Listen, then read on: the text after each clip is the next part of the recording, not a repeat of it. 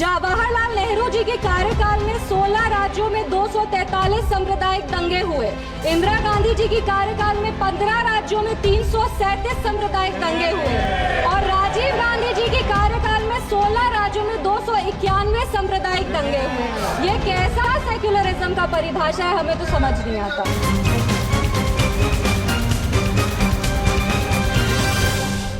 धन्यवाद सभापति महोदय, आपने इतने गंभीर विषय पर बात सुन लीजिए, इतने गंभीर विषय पर बोलने का अवसर दिया। प्लीज इस मौके पर हम आभार व्यक्त करेंगे हमारे पार्टी के राष्ट्रीय अध्यक्ष श्री चिराग पासवान जी का, क्योंकि दोनों तरफ से देख रहे हैं कि बहुत कद्दावर, बहुत सीनियर नेता संविधान के चर्चे पर बोल रहे हैं, पर एक पहली बार जीत कर आए हुई महिला युवा सांसद को संविधान के चर्चे पर बोलने का मौका दिया। इसके लिए हम हमारे राष्ट्रीय अध्यक्ष श्री चिराग पासवान जी के आभारी हैं। इस सदन में सबसे युवा सांसद होने के नाते हमें गर्व की अनुभूति हो रही है कि हम उस वर्ष इस सदन में शपथ लिए जिस वर्ष संविधान अपना 75वां वर्ष का उत्सव मना रहे हैं। सोशियोलॉजी की छात्रा रहे हैं, कॉलेज में सोशियोलॉजी को संविधान को एकेडमिकली और थ्योरेटिकली पढ़ने का मौका मिला है, पर 24 जून को जब इस सदन में हमने शपथ ली थी तो संविधान को अपना प्रेरणा मान करके, प्रेरणा स्तोत्र उससे प्रेरणा ले करके अपने कार्यों में भी संविधान को ढालने का मौका मिला है। महात्मा गांधी जी ने भारत के संविधान के विषय में 1931 में कहा था, I shall strive for a constitution which will release India from thraldom and patronage. I shall work for an India in which the poorest shall feel that it is their country in whose making they have an effective voice.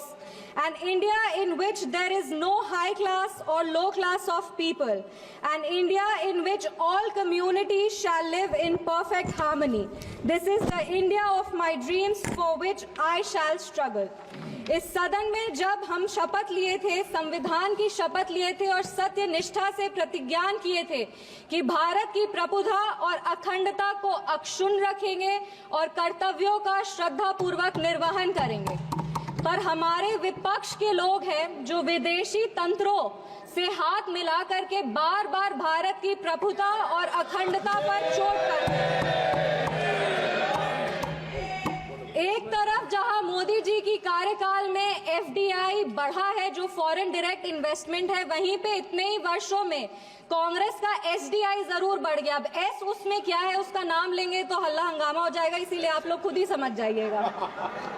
ये वही बात हो गया, हिंदी का एक मुहावरा है, मुंह में राम बगल में छुरी, पर ये भी विपक्ष पे सही नहीं बैठता है, क्योंकि विपक्ष तो प्रभु श्री राम का नाम ही नहीं ले सकते, पर छुरी लेकर के बार बार संविधान की हत्या जरूर करने का कोशिश करते हैं। इसीलिए हम लोग कहते हैं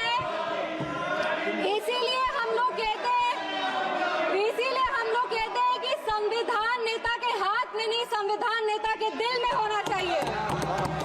एक उदाहरण देते हैं, 2008 में इसी सदन में ट्रस्ट वोट के लिए कैश फॉर वोट स्कैम किया गया था और लोकतंत्र का गला घोटने का कोशिश किया गया था। आपातकाल इमरजेंसी के में जिस तरह से संविधान का चीरहरण हुआ था वो हम सब ने देखा था, और हम तो बिहार की बेटी हैं। बिहार के एक पुत्र थे जयप्रकाश नारायण जी, जिन्होंने इसी दिल्ली में रामलीला मैदान में राष्ट्रकवि रामधारी सिंह दिनकर की एक कविता पढ़ी थी, सिंहासन खाली करो कि जनता आती है। उसने कांग्रेस की जड़ों को हिला दिया था और भारत में नई क्रांति का आह्वान किया था।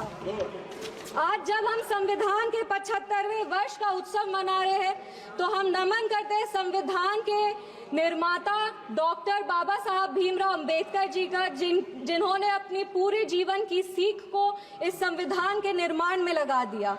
लेकिन कांग्रेस ने उनका अपमान करने से वो कभी नहीं चूके। जिस संविधान सभा सेंट्रल हॉल में संविधान पे चर्चा हुई, संविधान लिखा गया, उस सेंट्रल हॉल में बाबा साहब की चित्र तक को इन्होंने लगने नहीं दिया। इनके कार्यकाल के 2 प्रधानमंत्री ने खुद भारत रत्न लिया सर मैम, लेकिन बाबा साहब को भारत रत्न नहीं देने दिया।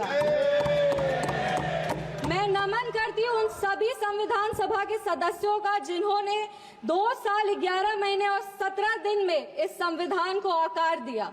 बिहार के इस देश के पहले राष्ट्रपति और संविधान सभा के अध्यक्ष डॉक्टर राजेंद्र प्रसाद जी का और संविधान सभा के सबसे पहले अध्यक्ष सच्चिदानंद सिन्हा जी का, जिन्होंने मिल करके इस संविधान के निर्माण में अपनी पूरी जीवन लगा दी।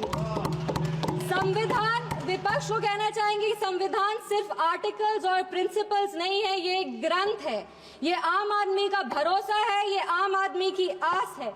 ये इस देश के नागरिक को वो महसूस कराता है कि वो स्वतंत्र है, सशक्त है और सुरक्षित भी है।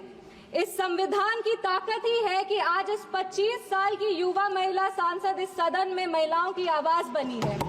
ये संविधान की ताकत है कि इस देश के सबसे उच्च पद पर एक आदिवासी समुदाय की महिला विराजमान है। ये संविधान की ताकत है कि हमारे प्रधानमंत्री एक गरीब परिवार के सदस्य हैं और इस संविधान की ही ताकत है कि जननायक कर्पूरी ठाकुर जैसे व्यक्ति जो एक पिछड़े वर्ग से आते थे, वो बिहार प्रदेश जैसे राज्य के मुख्यमंत्री बने। पर अब जब बिहार की बात कर रहे हैं तो हम जरूर इस सदन के संज्ञान में लाएंगे कि विपक्ष दल का एक शासन आया था जब बिहार में जंगल राज आ गया था। उस जंगल राज में हर वो कार्य हुआ, उस जंगल राज में हर वो कार्य हुआ जो संविधान का उल्लंघन था, संविधान के निर्माताओं के विचारों का उल्लंघन था। बिहार उस समय दंगों और अपहरण का गढ़ बन गया था। हम आभार व्यक्त करेंगे हमारे यशस्वी प्रधानमंत्री श्री नरेंद्र मोदी जी का, हमारे माननीय मुख्यमंत्री श्री नीतीश कुमार जी का और हमारे पार्टी के राष्ट्रीय अध्यक्ष श्री चिराग पासवान जी का, जिनके अथक प्रयासों की वजह से आज संविधान के उसूल बिहार में कायम है। विपक्ष के साथियों ने अपने भाषण में हमें आरक्षण विरोधी कहा, संविधान विरोधी कहा, हमें देश विरोधी कहा, लेकिन इन्हीं के 3 प्रधानमंत्रियों का जो वाक्य है वो इस सदन में हम पेश करना चाहेंगे। सबसे पहले जवाहरलाल नेहरू जी ने 1961 में लिखा था, I do not like reservation in any form, especially reservation in jobs. I am against any such step that promotes inefficiency and takes us towards mediocrity.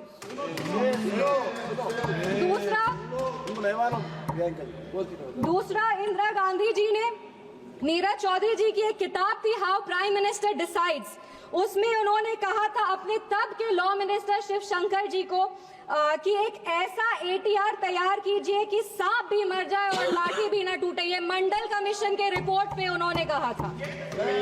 तीसरी राजीव गांधी जी ने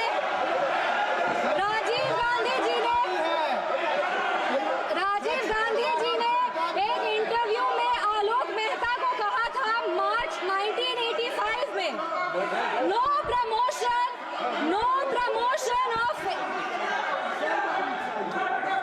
राजीव गांधी जी ने एक इंटरव्यू में जर्नलिस्ट आलोक मेहता को कहा था मार्च 1985 में कि no promotion of idiots in the name of reservation, and that promoting idiots in the name of reservation would harm the entire country.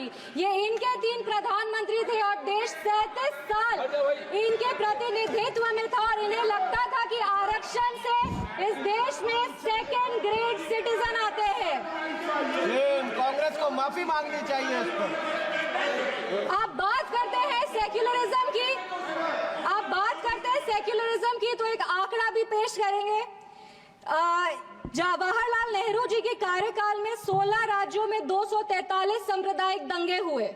Indira Gandhi ji की कार्यकाल में 15 राज्यों में 337 सांप्रदायिक दंगे हुए और राजीव गांधी जी के कार्यकाल में 16 राज्यों में 291 सांप्रदायिक दंगे हुए।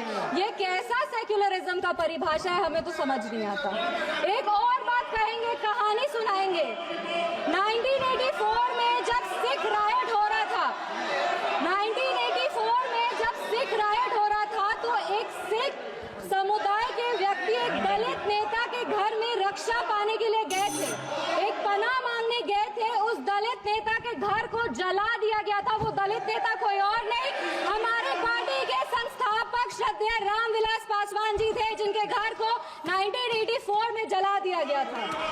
अब बात करते हैं संविधान की और सेंटर स्टेट रिलेशन की, तो बता दें कि इंदिरा गांधी जी की कार्यकाल में 11 साल में 35 बार राष्ट्रपति शासन लगाया गया। एक महिला, एक युवा और एक दलित सांसद होने के नाते हमें गर्व होता है कि हमारी सरकार एक ऐसी सरकार है जिसने संविधान के उसूल को अटल रखा है। हमारी सरकार ने संविधान को मजबूत करने का काम किया है। एक सेकंड 2 मिनट बस खत्म करें। पिछड़े आयोग को संवैधानिक दर्जा हमारी सरकार ने दिया। पिछड़े वर्ग से आर्थिक रूप से कमजोर जो व्यक्ति आते हैं उनको आरक्षण हमारी सरकार ने दिया। इनके पास महिला प्रधानमंत्री थी, पर हमारे प्रधानमंत्री ने नारी शक्ति वंदन अधिनियम ला करके 33% आरक्षण दे करके महिलाओं के आवाज को अगर मजबूती किसी ने दी है तो वो हमारे यशस्वी प्रधानमंत्री श्री नरेंद्र मोदी जी। एक मिनट,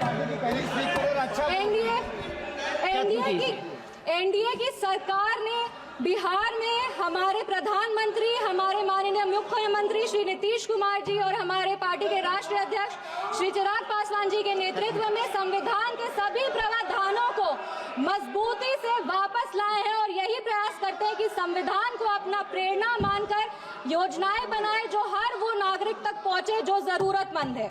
अंत में अपने वाणी को 4 पंक्ति पढ़ के बैठ जाओ दादा, 4 पंक्ति बैठ जाओ दादा, 4 पंक्ति पढ़कर अपने वाणी को विराम देंगे।